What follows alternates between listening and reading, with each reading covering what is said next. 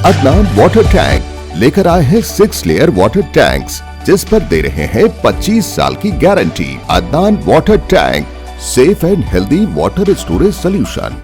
सच news के बैनुल-अक़वामी खबरनामे में आप सबका इस्तकबाल है। आज की सबसे बड़ी खबर चीन से आ रही है, जहां पर चीन में कोरोना का कहर इस कदर बरस चुका है कि रिकॉर्ड केस मिलने से 11 शहरों में 3 करोड़ लोग घर में कैद हो चुके हैं। एक्सपर्ट का ये भी कहना है कि ये झूठ बोलने का वक्त नहीं है। चीन में कोविड संक्रमण की वजह से एक बार फिर से हालात बिगड़ते चले जा रहे हैं। जीरो कोविड पॉलिसी को सख्ती से अमल में लाने के बाद भी कोरोना बेकाबू रफ्तार से बढ़ता चला जा रहा है। पिछले 24 घंटों के भीतर चीन में आज तक के सबसे ज्यादा कोविड केस के मामले दर्ज किए गए हैं। इसके बाद सरकार ने 11 शहरों में लॉकडाउन लगातार 3 करोड़ लोगों को घर में कैद कर दिया है। चीन के नेशनल हेल्थ कमीशन के मुताबिक बीते 24 घंटों में कोरोना के 5280 नए केस रजिस्टर किए गए हैं। ये पिछले दिन के मुकाबले 2 गुना ज्यादा है। इनमें 3000 केस ज्यादा मामले अकेले जिलिन प्रांत में आए हैं। चीन ने जिन शहरों में लॉकडाउन का ऐलान किया है उनमें से 1.70 करोड़ की आबादी वाला शेजन भी शामिल है। ऐसे में एक्सपर्ट्स ने कहा है कि बहस करने का वक्त नहीं है। कोरोना के बेकाबू रफ्तार के बीच इन्फेक्शियस डिसीज एक्सपर्ट और ओवोलोजिस्ट जॉन विनोंग ने चेतावनी देते हुए कहा है कि चीन के लिए बहुत मुश्किल वक्त है। ग्लोबल टाइम्स के मुताबिक विनोंग ने कहा है कि ये चीन के लिए झूठ बोले और जीरो कोविड पॉलिसी पर बहस करने का वक्त नहीं है। इससे बेहतर होगा कि इस तरह की रणनीति बनाई जाए जिससे कोविड को काबू किया जा सके। चीन के लिए सबसे मुश्किल वक्त है क्योंकि 2 साल पहले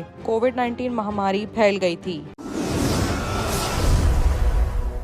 अब अगर बात हिंदुस्तान की करें तो भारत के साथ आया है अमेरिका। पाकिस्तान में मिसाइल गिरने के मामले में अमेरिका ने कहा कि दुर्घटना के अलावा और कुछ भी नहीं है। वॉशिंगटन की बात करें तो पाकिस्तान ने हाल ही में भारत पर उसके एयर स्पेस का उल्लंघन करने का इल्जाम लगाया है और दावा किया था कि पाकिस्तान में 262 किलोमीटर अंदर भारत की तरफ से आया ऑब्जेक्ट खाने वाला जिले के मियां चन्नू इलाके में जा गिरा।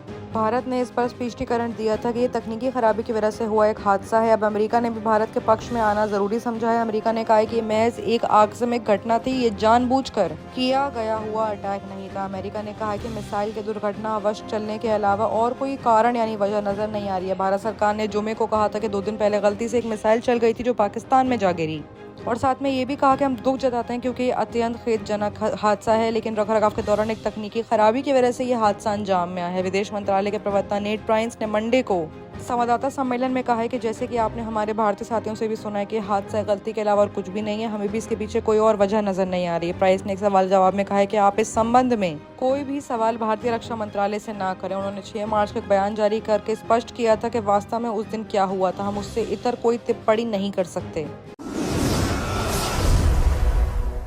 अब अगर बात यूक्रेन की करें तो यूक्रेन की राजधानी कीव पर रूस ने मंगलवार को बड़ा हमला किया है। बता दें कि कीव में एक रूसी मिसाइल ने 9 मंजिला रिहायशी इमारत पर हमला किया है। हमले में बिल्डिंग तबाह हो गई, साथ ही 2 लोगों की मौत भी हो गई। वहीं बात अगर घायलों की करें तो 3 लोगों को अस्पताल में भर्ती कराया गया है, जबकि तकरीबन 60 से ज्यादा लोगों को रेस्क्यू कर लिया गया है। इस मौके पर लाइव रिपोर्टर्स ने बताया कि रूसी मिसाइल हमले से पूरी की पूरी रिहायशी इमारत तबाह हो गई। ये रूस का उस एरिया में तीसरा हमला है। हमले के बाद फायर ब्रिगेड आग पर काबू पाने के लिए वहां पहुंची। वहीं अगर दूसरी तरफ बात यूक्रेनी सेना की करें तो यूक्रेनी सेना ने ऐसे उड़ाया रूस का टैंक, करारा जवाब दे रही है यूक्रेन की सेना।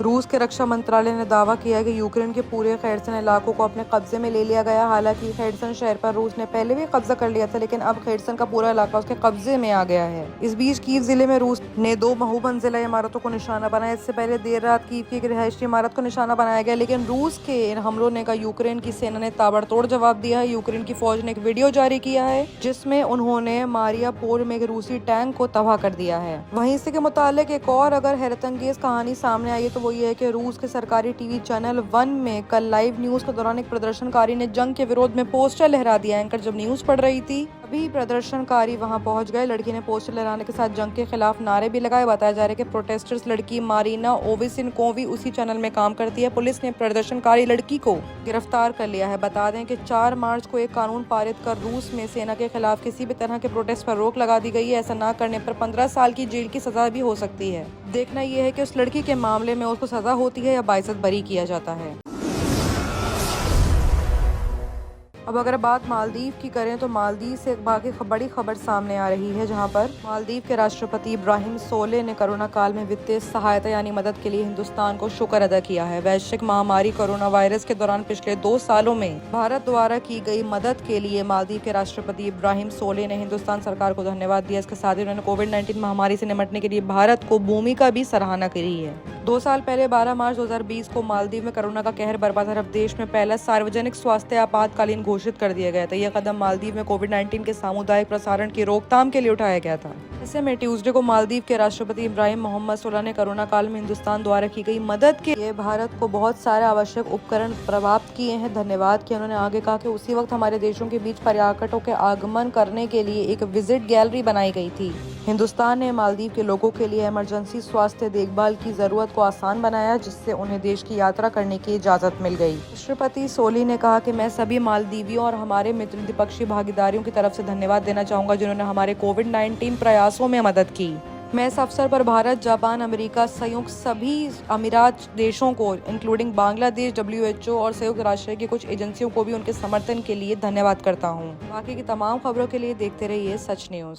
जर्मन 10 हॉस्पिटल ऑर्थोपेडिक से मुताल्लिक हर मरीज यहाँ शिफायाब। इनाम याफ्ता doctor Mir Jawad Jar Khan, senior orthopaedic surgeon, advance operation theatre, ICU, digital x ray, laboratory, physiotherapy, pharmacy, sharing और प्राइवेट रूम्स, लेडी डॉक्टर्स और डॉक्टर अर्जुमन सुल्ताना गैनाकोलॉजिस्ट की खिदमात हासिल। वाजबी फीस और मुकम्मल सहूलियात से हजारों मुतमईन। एम्बुलेंस से आरास्ता German 10 orthopaedic hospital, pillar number 150, Attapur, Hyderabad.